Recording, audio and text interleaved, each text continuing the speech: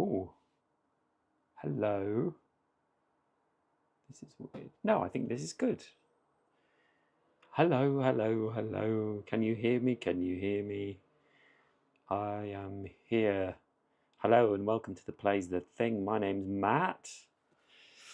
And tonight, for it is the night, I'm going to do a little rate my shelf from a different place in my flat.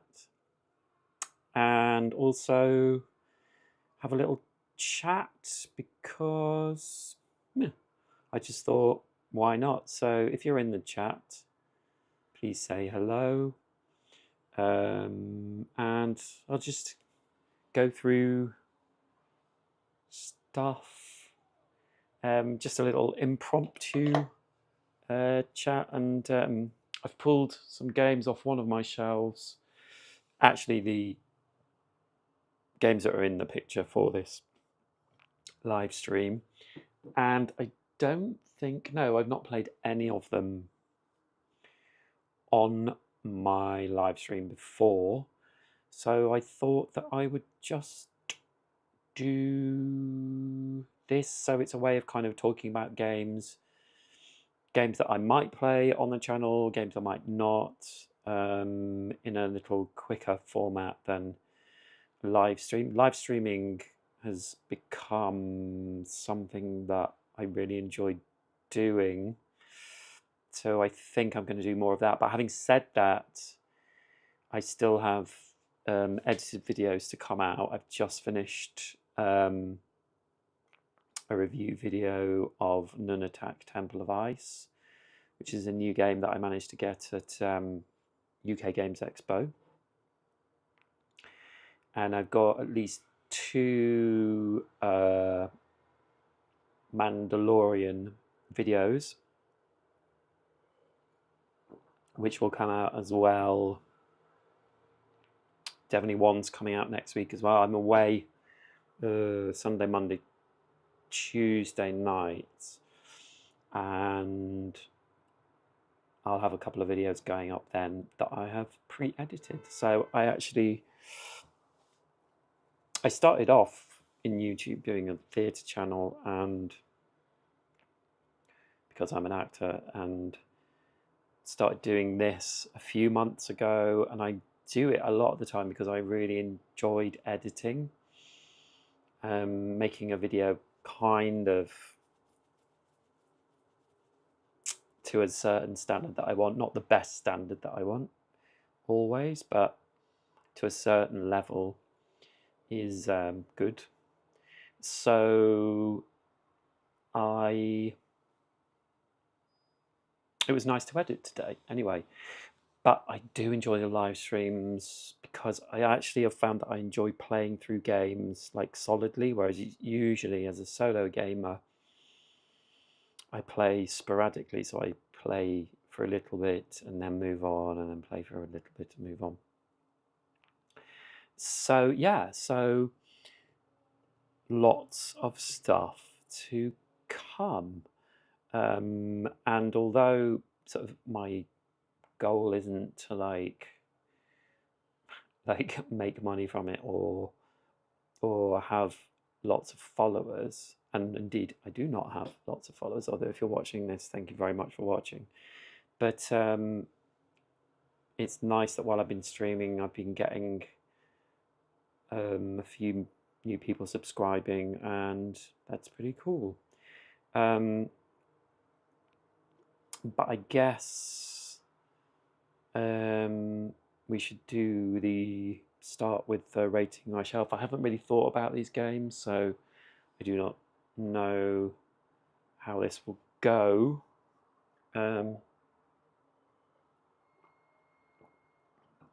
yeah, so let's start. We've got a couple of Garfield games, so let's do one of those now.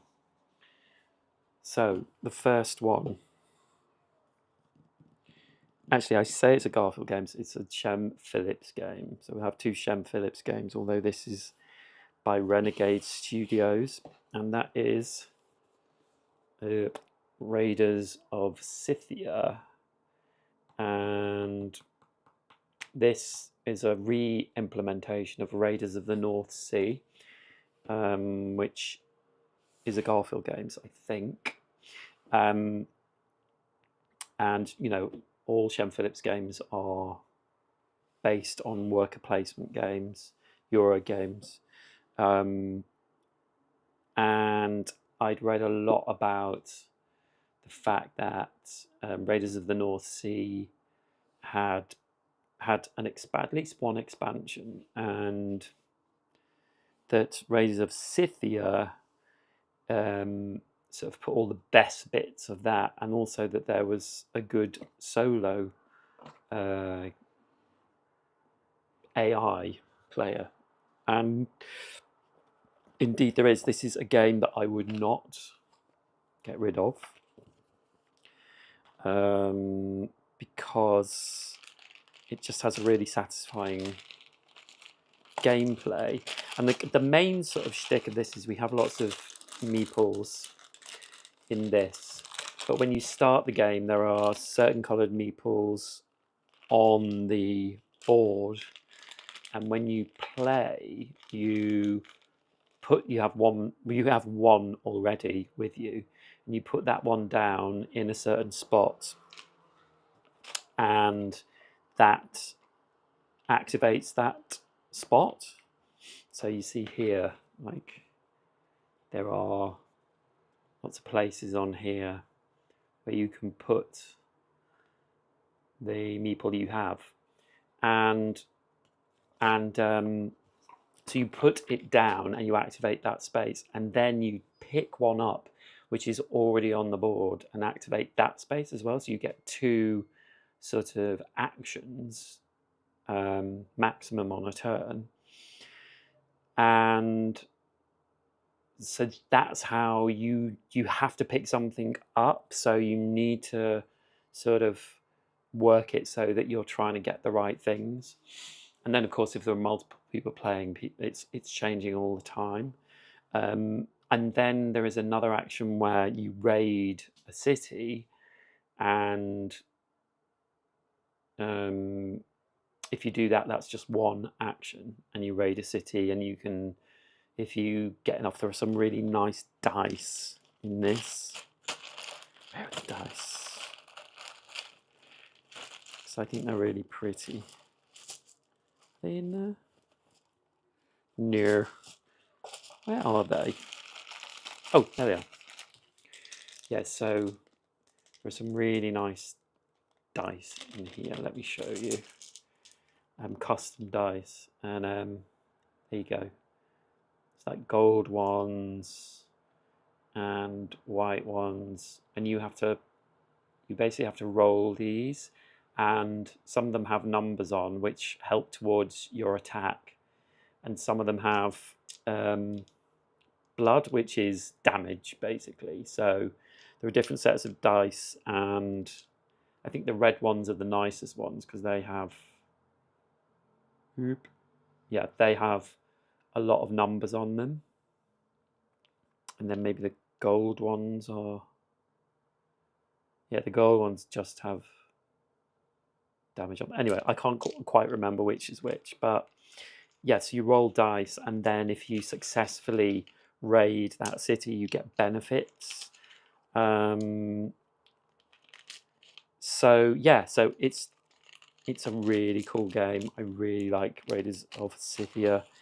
The solo AI is just turning over a card, and it works really well. It feels like you're playing against another opponent.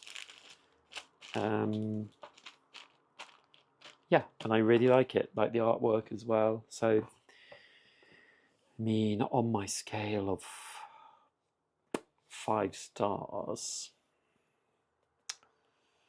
I would give that 4 stars. Raiders of Scythia. I really like it.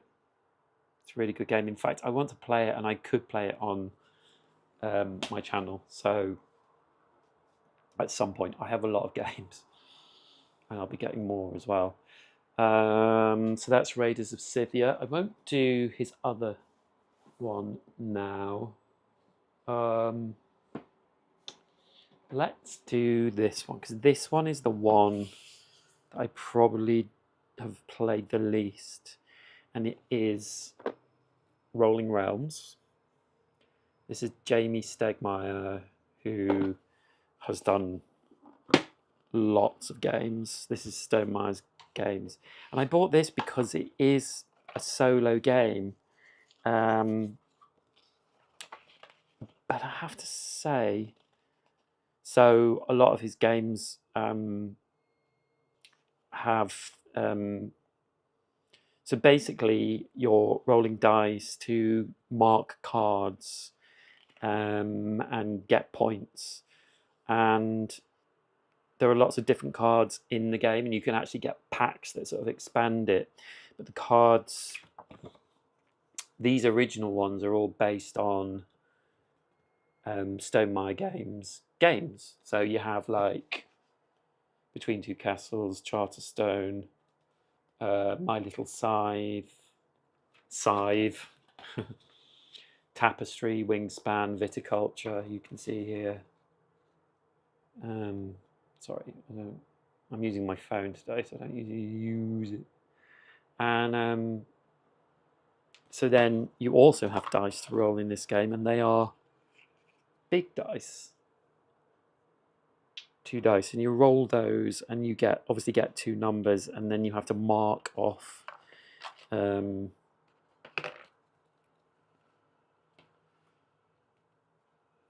certain things on these cards when you roll the numbers. But honestly, there's a kind of like campaign thing here that you can do. And there are lots of cards in here. A lot of them are the same, because you can have up to 6 players. But it's never really grabbed me. Sometimes I think with smaller games like this that are not...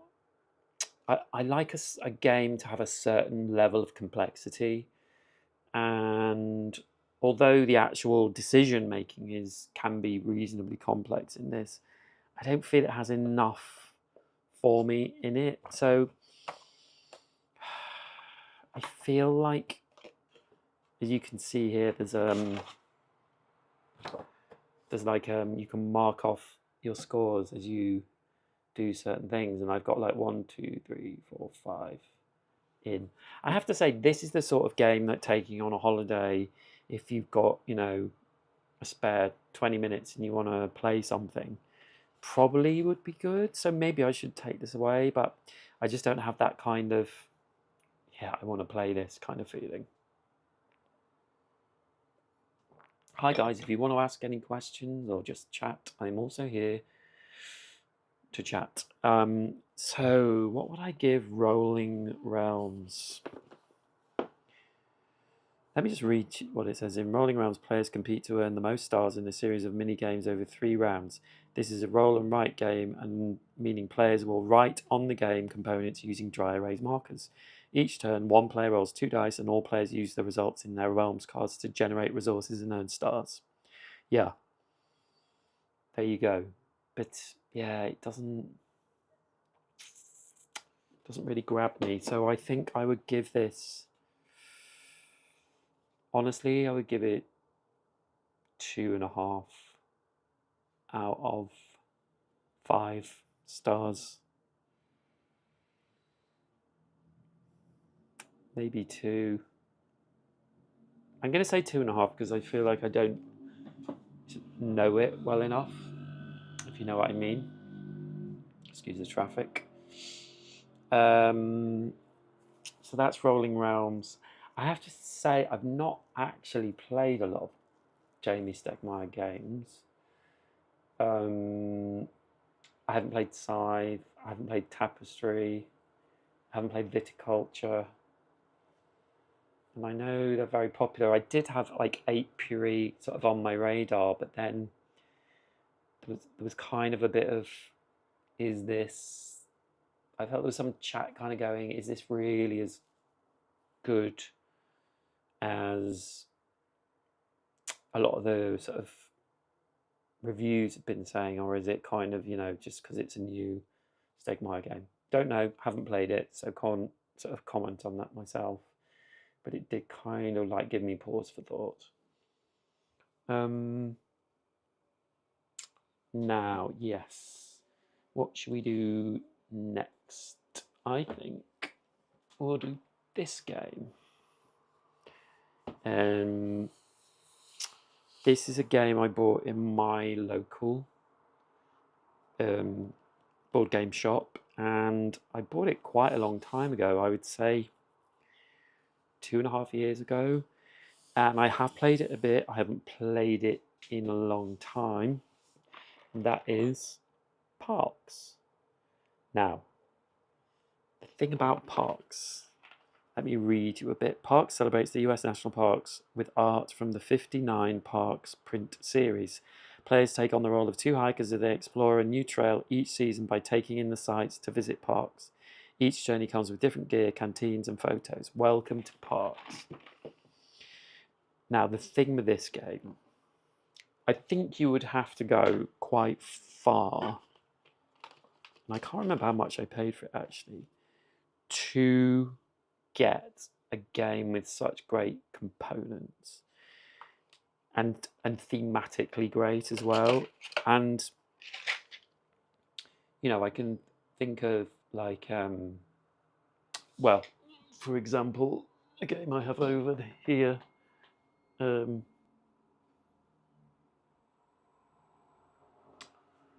I can't see right now. Chip Theory games, yes. Chip Theory games.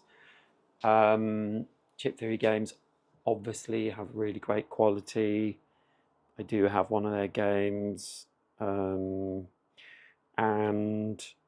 I would say this is kind of on a level with that. But what is great about this game, not the greatest thing out, but it comes like this. So let me show you the inside. So it actually comes like this. So it has 2 trays with all the sort of tokens, and they are just really solid. They're from Game Trays. I don't have any other Game Tray stuff.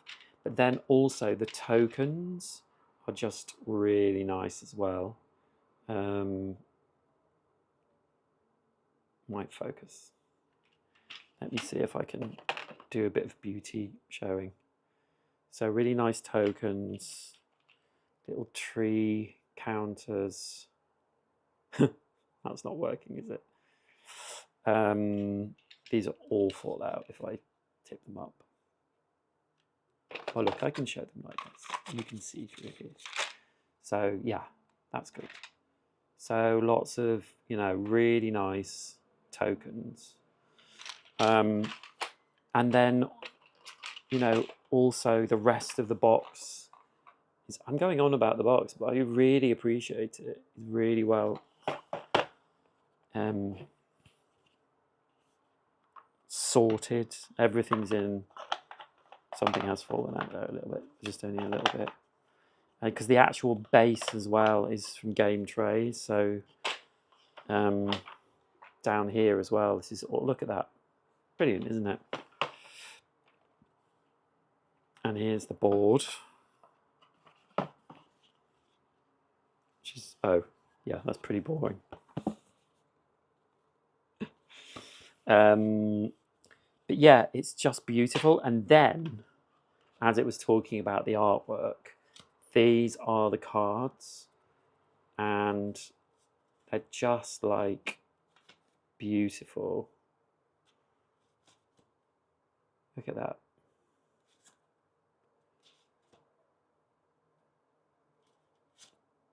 And yeah, just really beautiful cards. And then we get to gameplay. So this, you are you build a track, and the track is different every time. It's let me just show you that actually. So there's all these different different bits that kind of fit together like this. Yeah. So that's different every time. And then you have these little meeples that are also great.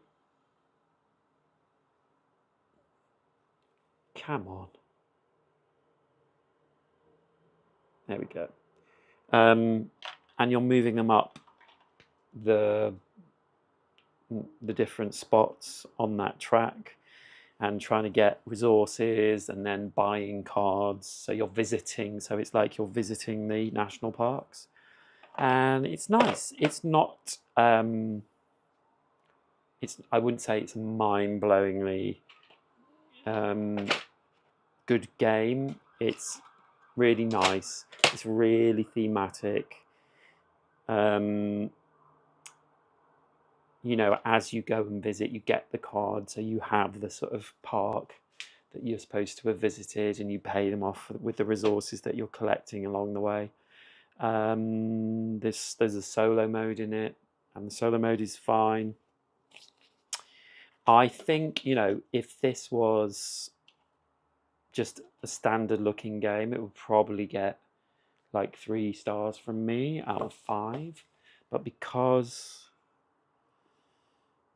of the way that it's presented as well, I probably would, you know, I probably would say 3.5 rather than 4. I don't think it's a 4 game, but the way that it's been made is just, yeah, really impressive, really impressive. And I did buy an expansion for it as well, so I must like it.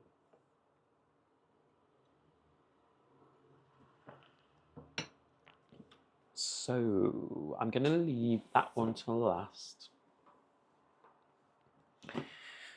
So this one is a really interesting game. It is a sandbox game. So it has no end. It has no fighting in it. There's a lot of dice rolling, but you do not fight, which is, you know, so many games you fight. So this game is called Lands of Galzir. I say Lands of Galzir, but I think some people say Lands of Galzir. Let me just read the back to you. An adventure of a lifetime awaits. Delve into the Galzir, experience its stories and meet its colourful animal folks. Choose how you want to tackle quests and challenge your diverse skill set and equip yourself appropriately. Face the consequences of your actions and leave your mark on an ever-changing world in your journey to become a legend. And then it says, Lands of Galzir is a story-driven adventure board game set in an open and immersive game world. As a fame-seeking adventurer, you experience new branching stories, memorable characters, challenges, and exciting surprises each time you play. In the game, your actions have consequences, both immediate and far-reaching, leading to compelling gameplay. This is true between games as well, as each game picks up where the previous one left off, thanks to a clever saving mechanism. Despite that, you don't need the same group each time. Lands of Galzir is a continuous adventure. You can play as many times as you want rather than a set campaign. The game supports 1 to 4 players and can be played both competitively and cooperatively. With nearly 400 branching stories, 480 cards and 17 custom dice, you're in for an unforgettable experience. And it also has an app. So you need to have a phone or an iPad, because you read the story from the iPad. This is actually a game that I was thinking of playing, because I was thinking of resetting it and playing again, because I could play it for as long as I wanted on stream. And I haven't played it enough, I don't think. I did play it a little bit, quite a bit. Oh gosh, this is going to fall off. when I was working, but I haven't played loads of it. So let me just show you. Oh, look, there's my character. So this, if I can get some of this in. Yeah, and I haven't played on the winter side, I don't think. Maybe I have. So this is the board. There you go. And there are spots for certain cards on here, and then you can see, you can travel around these roads and go to certain spots where cards will be, and these cards can change. So the cities can change depending on what you do. And you'll also have sort of mission cards that you collect along the way, which tell you to go to certain places. So you have to travel there. But it has a kind of, I can't remember if it's 10 days, but if you see at the bottom here, oops, sorry. It has a structure to a game. So you're at the start of your game, it'll mark a day, and then you have, like, I can't remember if it's 7 or 9 or 10. You have a certain amount of days that you can play, and then the game ends, but you could play again and just keep going. But the board's really cool. It's got 2 sides. So it has a winter side as well. I'm convinced I haven't played on, but I have played it quite a little bit. So there's a winter side as well. And it's animals. So it kind of, there's a sense of it being cutesy because everyone's animals, but it's not really, I guess there are some dark themes, but it's not dark. But this is my character that I was playing, Bumir. And you can see here these sort of little plastic things. They are the traits that I have as Bumir. And I'll show you the dice as well, but you do dice checks basically. So whenever there's something that you need to overcome, it will say, if you have this thing, then you can roll, certain dice. And these are the dice.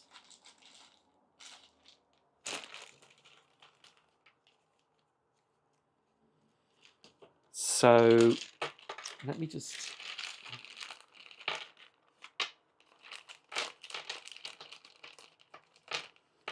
So certain dice have certain symbols on them, and they all have different ones depending on what skill they are. And so if you're doing a certain skill, like the pink skill, this is the clever thing, right? So if you're rolling for this skill, these skills by the side of it will also have some of the pink skill symbols on. So it's these sort of little frog hands, amphibian things, and you can see there are sets of 2 on this dice because that is that one. If you look at the orange dice have swords on, so they have 2 swords, but they also have some of the amphibian hands on as well. So yeah, so you're rolling dice to do checks, and then there are also keywords that will help you in certain ways. So like Bumir is an explorer, and scent is one of his keywords. Yeah, so you do a lot of dice rolling, and sometimes I obviously do like dice rolling because I'm a board game player, but sometimes rolling dice constantly, I get a little bit bored. I guess that would be the only thing. But actually, looking at this now, I really want to play it. Also, as it talked about cards, so there are a lot of cards. And so, a lot of the stories in there and characters are in there. You have characters that follow you, go with you, and can help you with certain tasks and dice rolls. And yeah, it's just generally, it's a really quality. Again, it's like quality. And the little meeples are great. Let me show you a meeple. I'm making myself want to play this. So I think I might reset it and play it. So look at that, you know. Nice little meeples. Oh, what the hell is that? Oh, that's like some sort of amphibian. That's Pamir, that's the character I was playing. So yeah, you can go, but you can have lots of different people, or you can have up to 4 players, and you can all be going around the map and, as it says, sort of helping each other out or not, as the case may be. But yeah, this again, yeah, it's so interesting because opening this box back up, I'm having that feeling of like, why have I not played this recently? So maybe once I'm back from my holiday, this will be one that I will reset and start all over again, because I think I want to play it again. I could just start from where I was up to, but I think it would be good to kind of like show the game off how it sort of starts, off. Hello people, any questions? Anything you like to chat about, board game wise or other?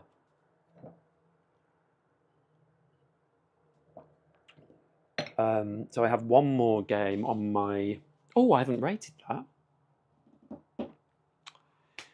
I'm going to give it 4 out of 5.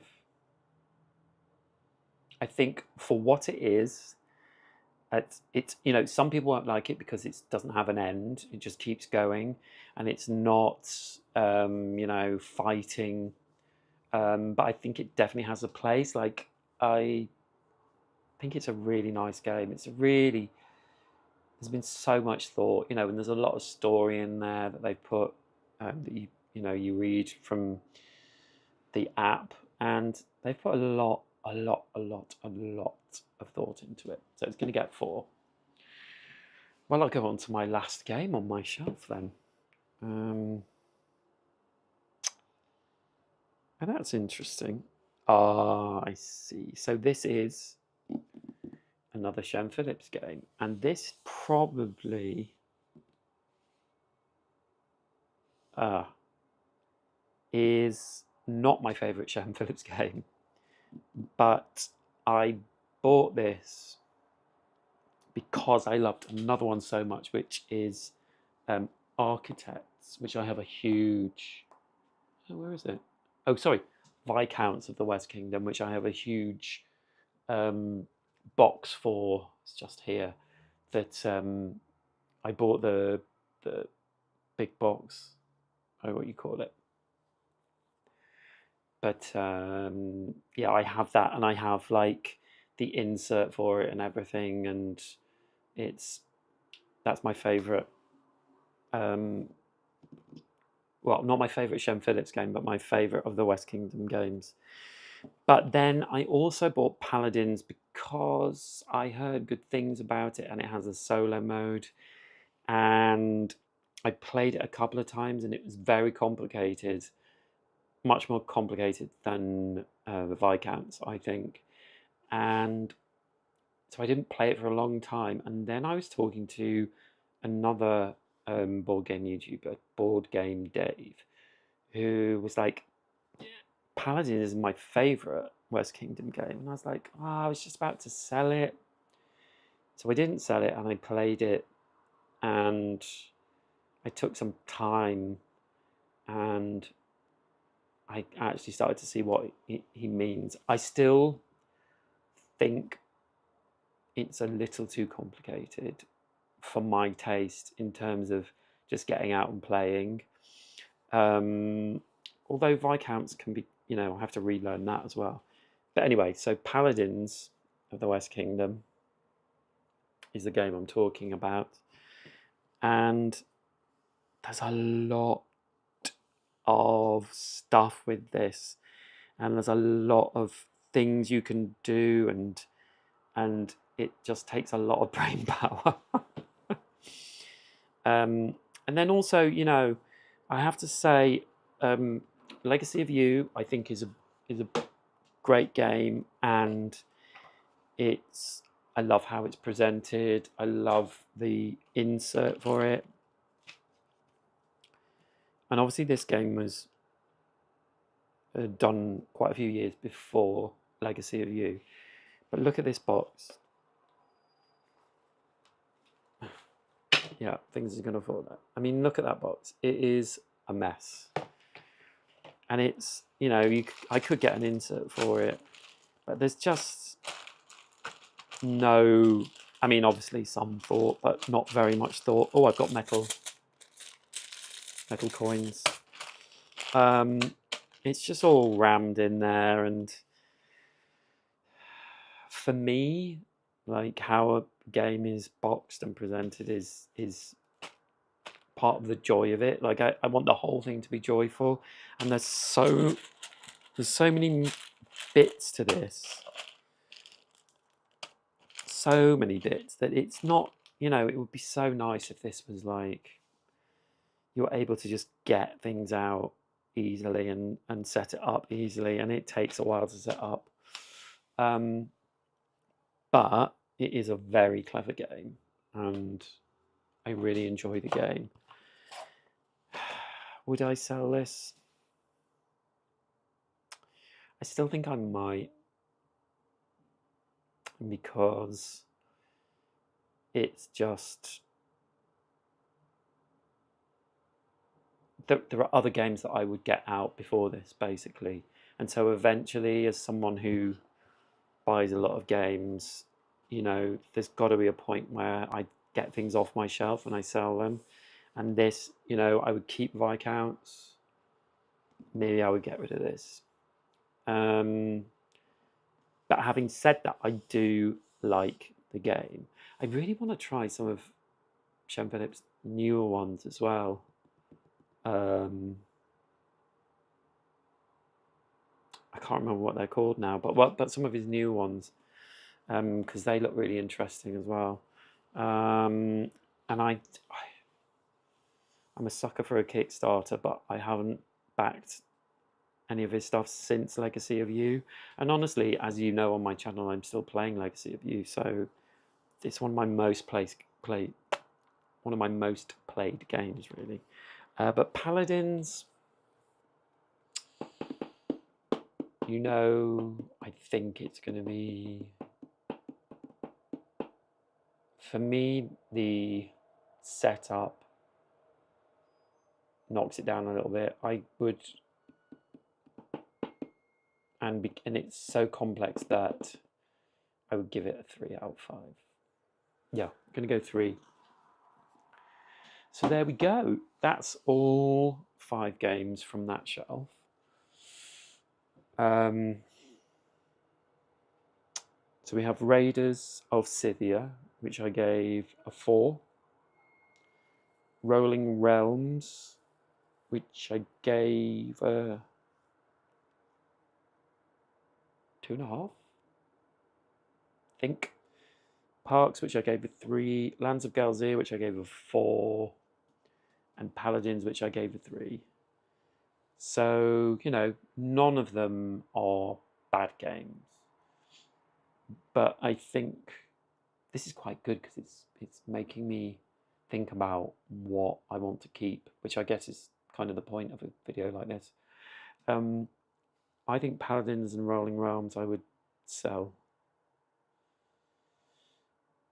And maybe even Parks, It's beautiful, but... So I would definitely keep Lands of Galzir and Raiders of Scythia. They both got a 4, and they would stay in my collection. So there we go. If no one has anything to ask or say, then I think I will leave it there. I did this today. I was going to play Astronauts Eternity, but I'll be doing that on Friday instead. I couldn't get that to happen today. So Astronauts Eternity will be on Friday. Tomorrow I am playing Lord of the Rings, the card game. I'm playing the second mission campaign from the revised core set, and playing it with the same characters, although I have created an elves deck. I kind of did some research last night and realised I could create an elves deck that might be useful, and I've tried that today, and it's more complicated, and there are also a few cards that I was like, actually I don't need this in this deck. But it's very interesting because Lord of the Rings was kind of like flummoxed me to start with, and now I'm playing with this elves deck and kind of going, ah yes, there's a completely different technique in this deck to the other deck that I'm playing about how to win, and that's interesting to me. Like, I kind of knew that, but I thought it was beyond me to kind of build a deck. And to be honest with you, deck building is still confusing for me. I'm not sure it's something I love, but it's intrigued me, Lord of the Rings, this time, playing it online. I quite like it. And then I'm wondering if I should buy more. But anyway, but that's for another time. So yeah, that, I think we'll leave it there, unless there is a question or a comment. I think we'll leave it there. No questions, no comments. Okay, so I'm going to go. Thank you for watching. Please like, comment on this video if you're watching after the live stream. Please subscribe. It would really help me out if you wanna. And I will see you